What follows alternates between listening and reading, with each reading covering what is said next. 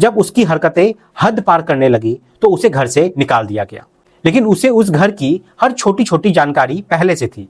चाबी कहाँ रखी जाती थी, कौन कब घर से बाहर जाता है और घर के अंदर क्या क्या व्यवस्था है, उसे ये सब पता था। और साथ ही ये भी पता था कि सुबह 6 से 8 बजे के बीच घर खाली रहता है। और इसी जानकारी का फायदा उठाकर उसने उस दिन घर में प्रवेश किया और उसके बाद जो हुआ उसने इंसानियत को शर्मसार कर दिया।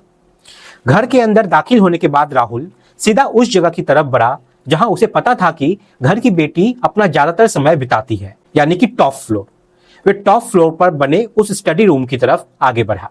यही वो कमरा था जहां IAS अधिकारी की बेटी घंटों बैठकर अपने सपनों को आकार देती थी, किताबों में डूबी रहती थी और एक बेहतर भविष्य की तैयारी कर रही थी। लेकिन उस सुबह वही कमरा उसकी जिंदगी का आखिरी ठिकाना बन गया। राहुल ने बिना समय गवाए दरवाजा खोला और अंदर प्रवेश कर गया। सामने लड़की थी जो शायद अपने काम में व्यस्त थी और सुबह की शुरुआत कर रही थी। अचानक उसे सामने देखकर वो घबरा गई। राहुल ने तुरंत उससे पैसे की मांग करनी शुरू कर दी।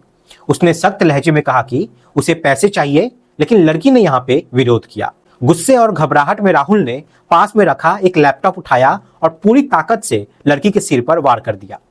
पहला वार इतना जोरदार था कि वे लड़खड़ा गई, लेकिन राहुल यही नहीं रुका।